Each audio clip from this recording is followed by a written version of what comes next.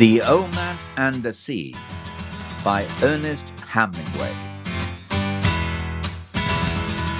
Part 8. When the sun had risen further, the old man realized that the fish was not tiring. There was only one favorable sign. The slant of the line showed he was swimming at a lesser depth.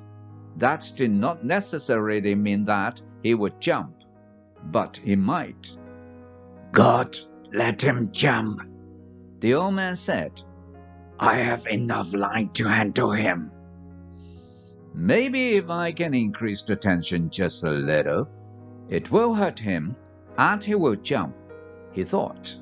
Now that it is daylight, let him jump so that he will fill the sacks along his backbone with air, and then he cannot go deep to die. He tried to increase the tension, but the line had been taut up to the very edge of the breaking point since he had hooked the fish, and he felt the harshness as he leaned back to pull, and he knew he could put no more strain on it. I must not jerk it ever, he thought. Each jerk widens the cut the hook makes, and then, when he does jump, he might throw it. Anyway, I feel better with the sun, and for once I do not have to look into it. There was yellow wheat on the line, but the old man knew that only made an added drag, and he was pleased. It was the yellow gulf wheat that had made so much phosphorescence in the night.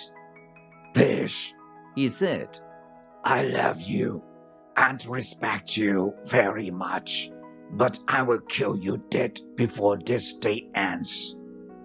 Let's hope so, he thought. A small bird came toward the skiff from the north. He was a warbler and flying very low over the water. The old man could see that he was very tired. The bird made the stern of the boat and rested there. Then he flew around the old man's head and rested on the line where he was more comfortable. How old are you? The old man asked the bird. Is this your first trip? The bird looked at him when he spoke. He was too tired even to examine the line, and he tittered on it as his delicate feet gripped it fast. It's steady, the old man told him. It's too steady. You shouldn't be that tired after a winter's night. What are birds coming to? The hawks, he thought, that come out to sea to meet them. But he said nothing of this to the bird, who could not understand him anyway, and who would learn about the hawks soon enough. Take a good rest, small bird, he said. Then go in and take your chance like any man or bird or fish. It encouraged him to talk, because his back had stiffened in the night, and it hurt truly now. Stay at my house if you like, bird, he said. I am sorry I cannot hoist the sail and take you in with the small breeze that is rising, but I am with a friend. Just then, the fish gave a sudden lurch that put the old man down onto the boat and would have put him overboard if he had not braced himself and given some line. The bird had flown up when the line jerked, and the old man had not seen him go. He felt the line carefully with his right hand and noticed his hand was bleeding. Something hurt him then, he said aloud, and pulled back on the line to see if he could turn the fish. But when he was touching the breaking point, he held steady and settled back against the strain of the line. You're feeling it now, fish, he said. And so, God knows, am I. He looked around for the bird now, because he would like to have him for company. The bird was gone. You did not stay long, the old man thought.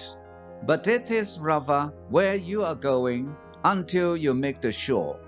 How did I let the fish cut me with that one quick pull he made? I must be getting very stupid. Or perhaps I was looking at the small bird and thinking of him.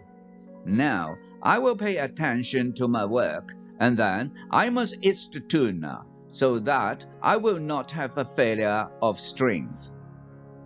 I wish the boy were here, and that I had some salt, he said aloud. Shifting the weight of the line to his left shoulder, and leaning carefully, he washed his hand in the ocean, and held it there submerged for more than a minute, watching the blood trail away and the steady movement of the water against his hand as the boat moved. He has slowed much, he said. The old man would have liked to keep his hand in the salt water longer, but he was afraid of another sudden lurch by the fish, and he stood up and braced himself and held his hand up against the sun. It was only a line burn that had cut his flesh, but it was in the working part of his hand. He knew he would need his hands before this was over, and he did not like to be cut before it started. Now, he said, with his hand had dried, I must eat the small tuna. I can reach him with the gaff, and eat him here in comfort. He knelt down and found the tuna under the stem with the gaff and drew it toward him, keeping it clear of the coiled lines. Holding the line with his left shoulder again, and bracing on his left hand and arm, he took the tuna off the gaff hook and put the gaff back in place. He put one knee on the fish and cut strips of dark red meat longitudinally from the back of the head to the tail. They were wedge-shaped strips, and he cut them from next to the backbone down to the edge of the belly.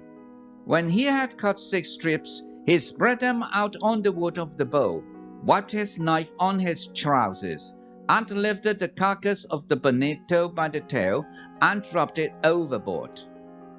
I don't think I can eat an entire one, he said, and he drew his knife across one of the strips. He could feel the steady hard pull of the line, and his left hand was cramped.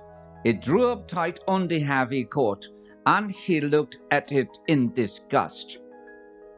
What kind of a hand is that? he said. Cram then, if you want. Make yourself into a claw. It will do you no good. Come on, he thought, and looked down into the dark water at the slant of the line. It did now, and it will strengthen the hand. It is not a hand's fault, and you have been many hours with the fish, but you can stay with him forever. It's the bonito now.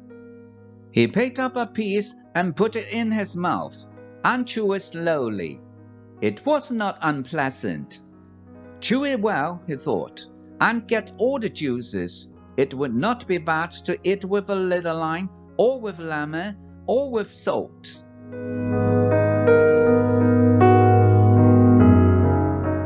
Thank you for watching. This is the end of part 8, to be continued in part 9. If you like the story, please like, share, and subscribe.